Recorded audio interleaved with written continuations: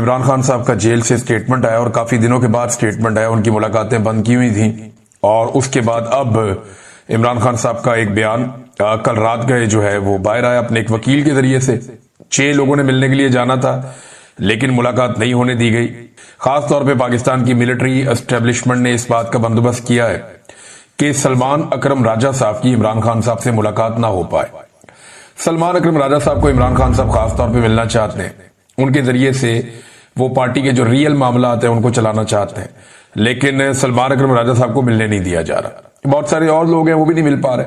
बहरहाल एक वकील अंदर गए, वो मिलकर वापस आए और उन्होंने बताया कि इमरान खान साहब ने क्या कहा। अब उनके जरिए से मालूमात इमरान खान साहब तक पहुंची है। टीवी है नहीं उनके पास और अखबारात भी उनको नहीं दिए जा रहे, तो बाहर की मालूमात इमरान खान साहब के पास नहीं है। और जो मालूमात इमरान खान साहब को दी गई वो इसी तरह मिलनी थी कि वकील मिलने के लिए गया, उसने कोई बात बता दी। अब वो इतनी लंबी मुलाकात तो है नहीं जिसमें इमरान खान साहब को सारी सूरत बताई जाए और एक एक चीज पे जवाब लिया जाए। फिर एक ही बंदा मिलने गया है, अगर 2 4 5 लोग मिले तो फिर वो आपस में जब बात करते हैं, डिस्कशन होती है तो ज्यादा चीजें बाहर आती है। बहरहाल जो इमरान खान साहब का बयान उनकी पार्टी ने जारी किया है उनके अपने ट्विटर अकाउंट पे, वो मैं आपको बता देता हूं कि इमरान खान साहब ने जेल में क्या कहा। मेरा अपनी पूरी कौम, अपने कारकुनान और पार्टी की आदत को पैगाम है कि आपका कप्तान आज भी सीना तान कर खड़ा है, आपने घबराना नहीं है। लो जी, इमरान खान साहब तो वहीं पे खड़े हैं। यहां पे सुहेल बड़ा इसने कॉलम लिख दिया, आर्मी चीफ ने ख्वाहिशात का इजहार कर दिया, डीजीआई एसपीआर से नीचे तक सब माफी का मुतालबा कर रहे हैं। पाकिस्तान के टीवी चैनल पे हर तरफ माफियों के मुतालबे हो रहे हैं, माफी मांगेगा नहीं मांगेगा वो उधर ही खड़ा है। मेरा अपनी पूरी कौम, अपने कारकुनान और पार्टी की आदत को पैगाम है कि आपका कप्तान आज भी सीना तान कर खड़ा है, आपने घबराना नहीं है। ये जी इमरान खान। हालिया एहतजाजी तहरीक के नतीजे में हुई गिरफ्तारियां हों या 9 मई फॉल्स फ्लैग पर कैंगरू कोर्ट्स की गैर मुनसिफाना सजाएं, ये फस्तायत है, मगर इस सब के बावजूद आपने किसी सूरत हौसला नहीं हारना। जुल्म और बर्बरियत के इस तूफान के सामने डट जाना है। मैं खुद इस जेल की काल कोठरी में कैद रहकर भी अपनी कौम की हकीकी आजादी की जंग लड़ रहा हूं और जब तक अपनी कौम को गुलामी की जंजीरों से आजाद नहीं करवा लेता इसी तरह डट कर खड़ा रहूंगा। मुझ पर एक बार फिर मुकम्मल तौर पर कैद तन्हाई नाफिज कर दी गई है। अहले खाना और वकला से भी मुलाकात बंद करवा दी गई है, जबकि बैरूनी दुनिया और हालात हादरा से बेखबर रखने के लिए हर जरिया मालूमात, चाहे वो टीवी हो या अखबार हो, मुकम्मल तौर पर बंद कर दिया गया है। यही गैर इंसानी सलूक बुशरा बीबी के साथ भी रवा रखा जा रहा है। हमारी मुलाकात भी बंद करवा दी जाती है। मेरे अहले खाना की तरफ से भेजी गई दर्जनों किताबों में से गुज़िश्ता 2 माह में सिर्फ 4 किताबें फराहम की गई हैं, बाकी सब किताबें जब्त कर दी गई हैं। जाती डॉक्टर तक रसाई भी तवील अरसे से बंद है ताकि सेहत का मेरा बुनियादी इंसानी हक भी सलब कर लिया जाए। हमने किसी भी सूरत जुल्म और जबर के सामने सर नहीं झुकाना। याद रखें, अंधेरी रात जितनी भी तवील हो उसकी सुबह जरूर तलू होती है। इस जुल्मत की रात का खात्मा करीब है। इंशाअल्लाह इंसाफ और आजादी का सूरज जल्द तुलू होगा। साथ ही साथ महमूद खान अचकजई साहब ने पाकिस्तान तहरीक इंसाफ को कहा था कि अगर आप सारे मुझे हलफ दे देना कि आप में से कोई भी एस्टेब्लिशमेंट से राब्ता नहीं करेगा या उनकी बात नहीं मानेगा, तो मैं गारंटी करता हूं कि ये लोग घुटने पे आएंगे। ये माजी में इस तरह के दावे करते रहे हैं, जबकि इमरान खान साहब का मौक़िफ़ ये है कि जिन लोगों ने वफादारी निभाई है वही इन सीटों के मालिक हैं। जबरदस्ती उनसे ये सीटें छीनी गई हैं, उनकी जगह पे किसी और को टिकट देना ये एक ज्यादती है और ये सरेंडर करने के मुतरादिफ है। हम इन फैसलों को मानते ही नहीं है और जब अपने उम्मीदवार हम खड़े करेंगे तो ये इन फैसलों को मानने के मुतरादिफ होगा। अब एक सोच ये है। दूसरी ये है कि कभी भी मैदान खाली नहीं छोड़ना चाहिए और पीटीआई के पास कोई बंदों की कमी नहीं है। अगर एक बंदा हटाएंगे तो दूसरा आएगा, दूसरे के बाद तीसरा आएगा। तो एस्टेब्लिशमेंट को यह पता चलना चाहिए कि हर जगह पाकिस्तान तहरीक इंसाफ मुज़ामत कर रही है या मुकाबला कर रही है। तो दूसरी सोच ये है। दोनों चीजें मैंने आपके सामने रख दी। अभी इमरान खान साहब का हतमी फैसला होगा। उस हवाले से इमरान खान साहब ने कोई मौक़िफ़ बताया है जो पार्टी को बताया गया। अब पार्टी जो फैसला करेगी वो फिर आपके सामने अगले चंद दिन में आ जाएगा। नाज़रीन, अडियाला जेल में इमरान खान साहब की बहनों को भी नहीं जाने दिया गया, क्योंकि जो भी सख्त पैगाम होता है वो इमरान खान साहब अपनी बहनों के जरिए से बाहर भेजते हैं और जब कोई सख्त पैगाम बाहर आता है तो उसके सख्त किस्म के असरात भी होते हैं। लिहाजा उनकी बहनों को इमरान खान साहब से मुलाकात करने नहीं दी गई। अडियाला जेल के बाहर पुलिस ने बहुत बदतमीजी की है, बड़ी गालम गलोच हुई, कारकुनों को लाठीचार्ज किया गया, उन्हें उठाकर वैनों में डाला गया और फिर उन्हें बाकायदा गिरफ्तार करके वहां से ले गए। मुझे लगता है कि ये जो बदतमीजी की गई है, जेल के बाहर ये बदला लिया जा रहा है उस दुर्गत का या उस इज्जत अफजाई का जो जापान में टिकटॉकर्स की हुई है पाकिस्तानियों के हाथों।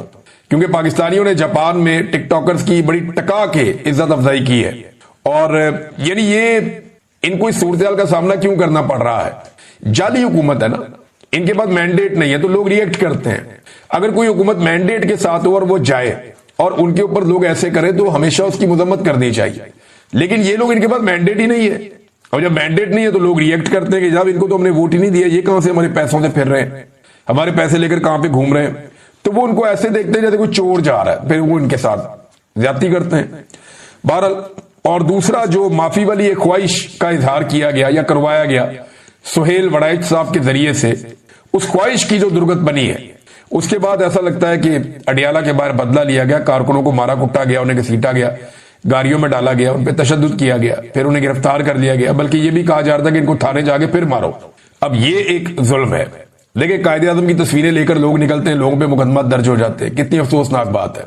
इमरान खान साहब की बहनें वहां पे मौजूद रही सारा दिन, उन्होंने बड़ी कोशिश की कि इमरान खान साहब से उनकी मुलाकात हो जाए, लेकिन उनकी मुलाकात इमरान खान साहब से नहीं करवाई गई। और अलीमा खान साहब ने कहा कि हम अपने भाई के लिए परेशान हैं, कोई शौक से तो हम यहां बैठने नहीं आए। फिर इस यकीन दहानी पर हमें एसएचओ ने आकर कहा कि आपकी कल मुलाकात करवा दी जाएगी। अब ये अलीमा खान साहब ने कहा, उन्होंने कहा कल हम फिर आएंगे, क्योंकि हमें इंतजामिया ने कहा है कि कल मुलाकात करवाएंगे। अब देखते हैं कल पाकिस्तान तहरीक इंसाफ के लोग आते हैं या इमरान खान की बहनें आती हैं तो उनकी मुलाकात करवाई जाती है या नहीं करवाई जाती। राणा सनाउल्लाह साहब ने एक स्टेटमेंट दिया। राणा सनाउल्लाह साहब का स्टेटमेंट बड़ा सादा सादा है और बड़ा तफसीली स्टेटमेंट भी है, बहुत डिटेल के साथ भी आया हुआ है। वो ये कहते हैं कि नफरत की सियासत, इंतकाम की सियासत नहीं होनी चाहिए, मुल्क जो है वहां पे सियासी इस्तेहकाम होना चाहिए। इसका मतलब यह है कि उन्हें इस बात की समझ आ गई है कि सियासी अदम इस्तेहकाम खत्म नहीं होगा जब तक कि इमरान खान साहब को रिहा नहीं किया जाएगा, और जब तक इमरान खान साहब नहीं चाहेंगे तब तक ये अदम इस्तेहकाम रहेगा। वजह यह है कि मैंडेट इमरान खान के पास है और अवाम इमरान खान को फॉलो कर रही है, उनके पीछे चल रही है। राणा सनाउल्लाह ने कहा कि मुस्लिम लीग नून इंतकाम की सियासत पर यकीन नहीं रखती। आप इमरान खान साहब की सूरत हाल देख लें, ये जो कुछ भी हो रहा है नून लीग की हुकूमत इसमें जिम्मेदार है, तो ये इंतकाम नहीं है तो और क्या है। खवातीन पर जो तशद्दुद किया जा रहा है, जो चादर और चार दीवारी का बार बार तकद्दुस पामाल किया जा रहा है, सबसे ज्यादा पंजाब में होता है ना, या इस्लामाबाद में होता है जहां नून लीग की हुकूमतें हैं। यास्मीन राशिद से किस बात का बदला लिया जा रहा है? एस्टेब्लिशमेंट ने तो आज से कुछ अर्सा पहले हाथ खड़े कर दिए थे। उन्होंने कहा था कि यास्मीन राशिद को और ज्यादा हम दीवार के साथ नहीं लगा सकते, इतनी ज्यादती हमने कर दी है, इससे ज्यादा हम क्या ज्यादती करें एक खातून के साथ, कि एस्टेब्लिशमेंट ने हाथ खड़े कर दिए थे। लेकिन नवाज शरीफ साहब ने कहा कि ये खातून अगर बाहर आ गई तो मेरी जलालत हो जाएगी। दो चीजें, उससे पहले मैं आपको दो तीन चीजें आपको बताना चाहूंगा। एक तो मैं आपको सुनवाता हूं इमरान खान साहब का एक स्टेटमेंट जो उन्होंने माजी में दिया था। जो इमरान खान साहब ने कहा था ना, वो एग्जैक्टली वैसे ही इस वक्त पाकिस्तान में हो रहा है। इमरान खान साहब ने 15 मई 2022 को ये बात कही थी, तो जो इमरान खान ने कहा था जरा आप सुने। अब ये जाएंगे अमेरिका के पास, अमेरिका के पास जाके कहेंगे कि खुदा के वास्ते हमें बचा लो, नहीं तो इमरान खान वापस आ जाएगा। जब अमेरिकन अगर इनकी मदद करेंगे, कभी भी अमेरिकी मदद नहीं करेंगे जब तक वो इनके गले में जंजीर पूरी तरह टाइट करके नहीं डालेंगे। वो उनको कहेंगे कश्मीर को भूल जाओ, फलस्तीनियों के लिए मुंह ना खोलो, जो मर्जी इसराइल करे फलस्तीनियों से चुप करो। अगर रूस 30% कम पे तेल दे रहा है तो आपने नहीं लेना, क्योंकि आप हमारे गुलाम हैं। अगर आपने 30 लाख टन गंदम आपको जरूरत है, आप रूस से नहीं ले सकते। अगर आपने पाकिस्तान को अगर ईरान से सस्ती गैस मिलेगी, वो कहेंगे हमने आपको इजाजत नहीं दी। देखिए, इमरान खान साहब ने जो जो बातें की ना, वो एग्जैक्टली वैसी साबित हुई है। मुझे हैरत होती है कि ये एक ऐसा सियासी पंडित है इमरान खान कि उसने जो बात कही वो वक्त गुजरने के साथ साबित हुई। मैं कुछ मनाजिर देख रहा था और कुछ मैं ऑडियोज और वीडियो सुन रहा था। मैंने मौलाना फजलुर रहमान को सुना इमरान खान साहब के दौरे हुकूमत में, जब फलस्तीन को तस्लीम करने के हवाले से किसी अमन बोर्ड का हिस्सा भी पाकिस्तान नहीं बना था। उस वक्त पाकिस्तान इसराइल के साथ किसी वर्किंग रिलेशनशिप में भी नहीं आया था। तो एक आधी कोई जाली खबर किसी ने चलवाई तो फजलुर रहमान साहब की गरज चमक ही कुछ और थी। गरज रहे थे, बरस रहे थे।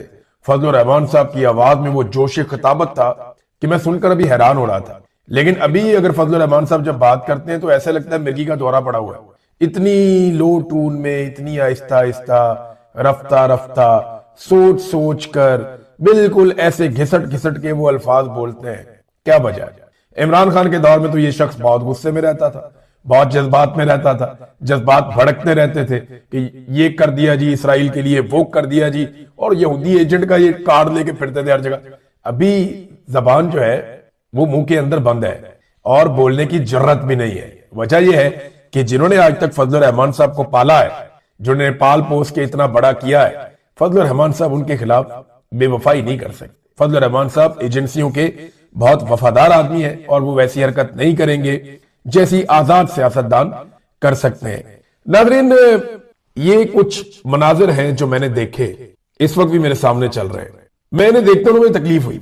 देखें, पाकिस्तान का दावा गया, पाकिस्तान कहता है जी हम इसलिए गए गजा अमन बोर्ड के अंदर कि हम एक नस्ल कुशी को रोकना चाहते हैं, हम ये चाहते हैं कि नस्ल कुशी ना हो, जो जुल्म और ज्यादती फलस्तीनियों के ऊपर हो रही है वो बंद हो जाए। ये पाकिस्तान का दावा है। लेकिन फील्ड मार्शल और शहबाज शरीफ ने वहां पे जो मुलाकातें की हैं और जो इवेंट के अंदर उनकी शिरकत है, उसमें एक मिनट के लिए भी उनके चेहरे पे संजीदगी नहीं थी। मुस्कुराहटें, कह कहे, खिलखिलाकर हंसना, खुश होना, यानी उनकी बाछियां खिली हुई थी। आप किसी मर्ग वाली जगह पे जाए या किसी दुख वाली जगह पे जाए या किसी तकलीफ वाली जगह पे जाए तो क्या आप ऐसे हंसते हैं, आप ऐसे इंजॉय करते हैं, या आपकी ऐसी बॉडी लैंग्वेज होती है? एहसास ही नहीं है। मिसाल के तौर पे झगड़ा हो गया दो ग्रुप्स के बीच में, एक ग्रुप के 70-80 हजार बंदे मर गए। अब वो ग्रुप के लोग सुलह करने के लिए बैठे हैं और जंग बंदी और लड़ाई बंद करने के लिए वहां बैठे हैं, और जिनके बंदे मरे हैं वो खिलखिला के हंस रहे हैं। आप फलस्तीनियों को क्या पैगाम दे रहे हैं? ये दांत वहां पे अंदर रखे जा सकते थे, थोड़ी देर के लिए संजीदगी इख्तियार की जा सकती थी, लेकिन जैसे ही इन्हें कोई छोटा मोटा लीडर मिल जाता है, इनकी बातचियां खिल जाती है, फोटो बन जाएगा, वीडियो बन जाएगी, आगे निकलो अच्छा टिकटॉक बन जाएगा। तो सारे ही टिकटॉक पे लगे हुए हैं। फलस्तीनियों की दिल आजारी की है इन्होंने वहां कह के लगा लगा के, जिस तरह ये लोगों को मिलते रहे, इनकी खुशी छुपाए नहीं छुप रही थी। अब पाकिस्तान और जो इसराइल का रिलेशन है ना, वो कैसा है मैं आपको बिल्कुल सादा कर देता हूं, पाकिस्तान के हर आदमी को समझ आ जाएगा। किसी गांव देहात में या किसी शहर में कोई दो लोगों का नाजायज ताल्लुक बन जाता है ना, तो वो दुनिया को नहीं बताते कि हमारा नाजायज ताल्लुक बन गया। बल्कि जब कोई उन्हें पूछता है तो वो कहते हैं नहीं नहीं मैं तेनू जानता भी नहीं, बल्कि वो ये कहते हैं जी मेरा तो उससे ताल्लुक ही नहीं है। उन्हें नहीं जी हमारे बीच में कोई नाजायज ताल्लुक नहीं है, आप झूठ बोल रहे हैं। वो दो लोग तो बड़ी कामयाबी से अपना ताल्लुक छुपा रहे होते हैं, लेकिन पूरे गांव को और पूरे शहर को पता होता है कि इनका आपस में नाजायज ताल्लुक है। तो पाकिस्तान ने इसराइल से उस तरह का एक नाजायज ताल्लुक बना लिया। मैं मिसाल थोड़ी सी आपको ऑड लगेगी, अजीब लगेगी, लेकिन वैसा ही है। आप कान को इधर से पकड़े या घुमा के इधर से पकड़े, आप अपने पासपोर्ट पे कुछ भी लिखे, आपका अब इसराइल के साथ एक वर्किंग रिलेशन है और आप इसराइल की तहफ्फुज के लिए काम करने जा रहे हैं, वो आपको करना पड़ेगा। देखे ना, डोनाल्ड ट्रंप की ये खूबी है कि वो झूठ नहीं बोलते नॉर्मली।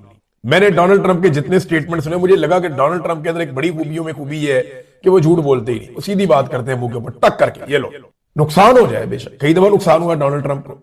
डोनाल्ड ट्रंप अपनी बात वापस ले लेते हैं और बताकर वापस ले लेते हैं, झूठ नहीं बोलता। तो डोनाल्ड ट्रंप की ये खूबी है, और इस खूबी ने डोनाल्ड ट्रंप के पीछे चलने वालों को मुसीबत डाली हुई है।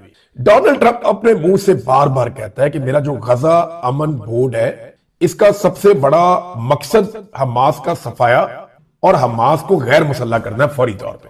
नहीं, ये हमें करना पड़ेगा, हमास का खात्मा करेगा। डोनाल्ड ट्रंप उसका अगला मिशन भी बताते हैं कौन करेगा, कैसे करेगा। तो डोनाल्ड ट्रंप तो क्लैरिटी के साथ आ रहे हैं कि जनाब मेरा ये गजा अमन बोर्ड है, इसके जरिए से मैंने हमास को गैर मुसल्लह करना नहीं होगा, सफाया कर दूंगा। और सफाया कौन करेगा, किससे करवाऊंगा, ये भी बता दिया। दूसरी तरफ ताहिर अशरफी और हमनवा, या पाकिस्तान की एस्टेब्लिशमेंट के टाउट्स, या पाकिस्तान की एस्टेब्लिशमेंट के सोर्सेज, या खुद पाकिस्तान की एस्टेब्लिशमेंट, वो लगातार इस बात पे बदलते कि नहीं नहीं डोनाल्ड ट्रंप ऐसा नहीं करेगा। ताड़ा फुप्पी का पुत्र है भाई, डोनाल्ड ट्रंप खुद कह रहे मैं ये काम करूंगा, आप कौन होते हैं ये कहने वाले कि वो नहीं करेगा? वो करेगा, और जिससे उसने करवाना है उससे वो करवाएगा। और जिन जिन लोगों ने वादे किए हुए हैं, जिन जिन लोगों ने अर्जियां डाली हुई हैं, उन्हें वो वादे पूरे करने पड़ेंगे। वादे नहीं पूरे करेंगे, इमरान खान मारेगा, क्योंकि साथ ही अमेरिका कहेगा इंसानियत की पामालियां हो रही है पाकिस्तान में।